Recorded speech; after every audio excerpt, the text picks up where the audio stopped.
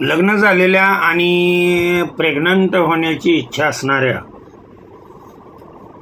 माझ्या सर्व नातींनी किंवा मुलींनी कशा पद्धतीनं आपला दिवसभराचा आहार असावा आणि आहारामध्ये कशा कशाचा समावेश असावा याची माहिती मी आजच्या व्हिडिओमध्ये साधी सोपी अगदी सिंपल माहिती देऊ इच्छितो.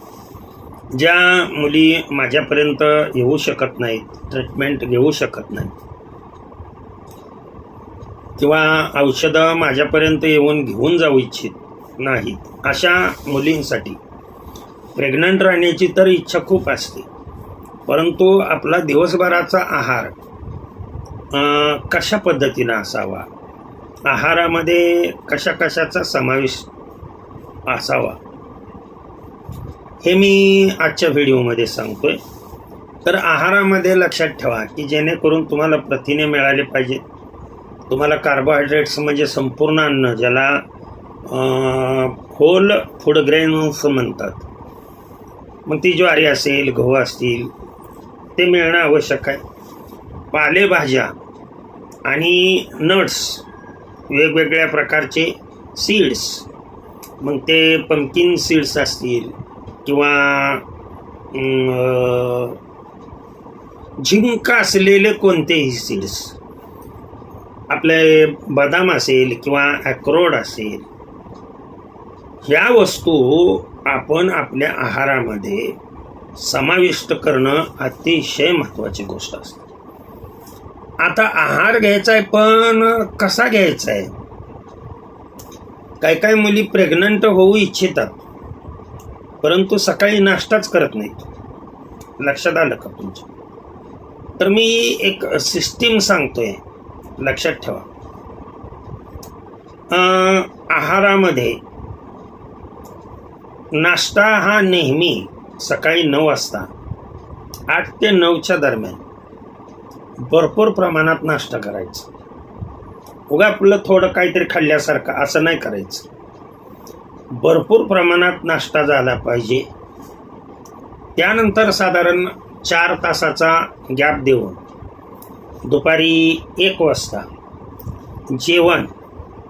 पण हे जेवण करताना सुद्धा प्रमाण कमी ठेवायचं. आता नाश्ता फुल केलेला असतो, त्याच्यामुळं हे जेवण जे आहे या जेवणाचं प्रमाण, दुपारच्या जेवणाचं प्रमाण हे कमी करायचं म्हणतोय. उपाशी नाही राहायचं, कमी प्रमाणात. म्हणजे की ढेकर आल्यानंतर ती ढेकरच सांगत असते की आता पोट गच्च झालेलं आहे, आता नाही खाल्लं तरीसुद्धा चालतंय. तिथून पुढे 1-2-3 घास, आलं का लक्षात, हे घ्यावेत आणि दुपारचं जेवण करावं. आणि सायंकाळचं जेवण लक्षात ठेवा 8च्या दरम्यान, 8च्या अगोदर असावं. या आहारामध्ये जेणेकरून तुम्हाला फळं फ्रीजमध्ये न ठेवलेली, थंड नको आहेत अजिबात, लक्षात ठेवा. थंड पदार्थ सगळे अवॉइड करायचे म्हणून सांगितले. जर तुम्ही हे सॉफ्ट ड्रिंक किंवा स्पायसी फूड जर प्राशन तुम्ही करत असाल किंवा सायंकाळचं जेवण जर तुम्ही उशिरा करत असाल, लक्षात ठेवा. बऱ्याच मुली अशा आहेत की 10-11च्या पुढं रात्री 12 वाजेपर्यंत जेवण करतात. That's not good.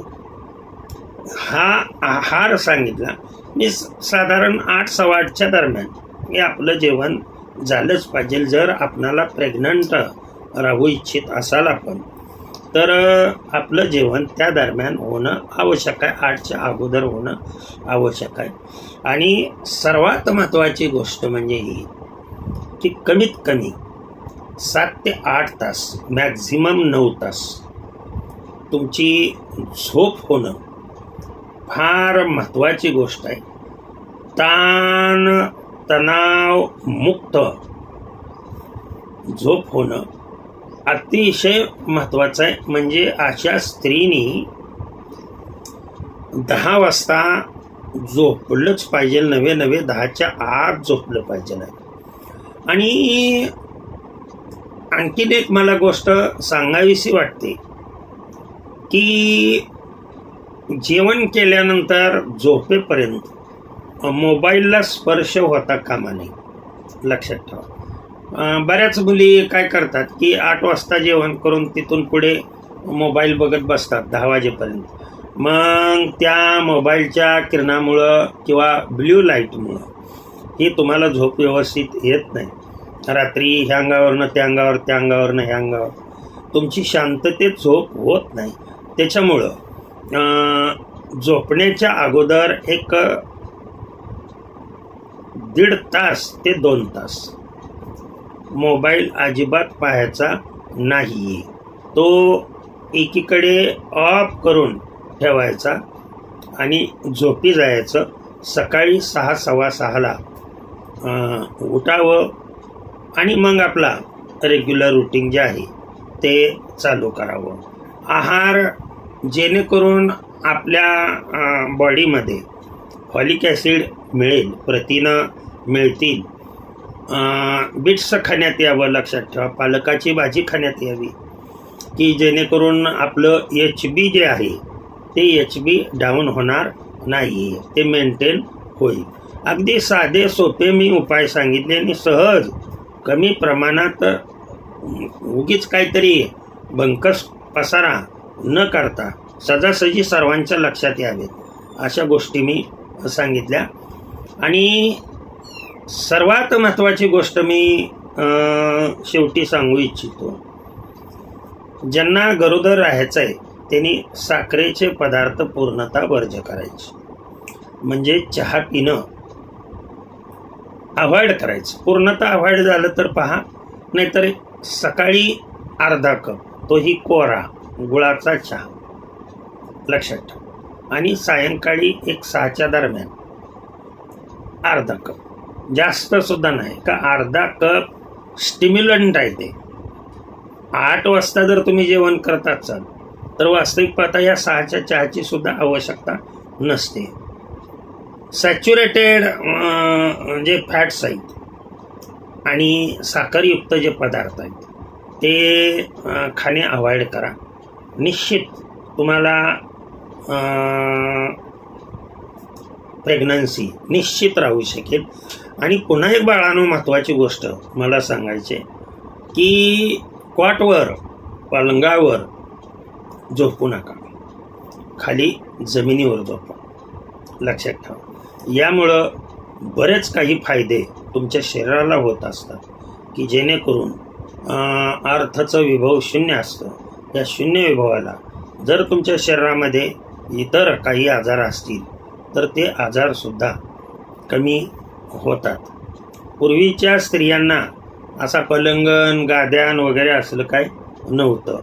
आता फारच मॉडर्न स्थिती आल्यामुळं तुम्हाला वाटतं की हे करावं, परंतु प्लीज माझ्या हात जोडून विनंती आहे सर्वांना की खाली झोपणं सर्वात योग्य. आणि आपलं वय जर लक्षात ठेवा 40 वर्षाच्या आत असेल तर आपण अकॉर्डिंग टू मॅग्नेटिक थेरपी आपलं डोकं पूर्वेला झालं पाहिजे आणि पाय पश्चिमेला झाले पाहिजेत. अशी झोपण्याची स्थिती तुमची जर असेल तर तुम्ही 101% प्रेग्नंट होणारच. भगवंताचं ज्ञान त्यांच्या चरणी अर्पण करतो आणि सेवेला पूर्णविराम देतो. पुंडलिक वरदार विठ्ठल श्री ज्ञानदेव तुकाराम पंढरीनाथ भगवान की जय.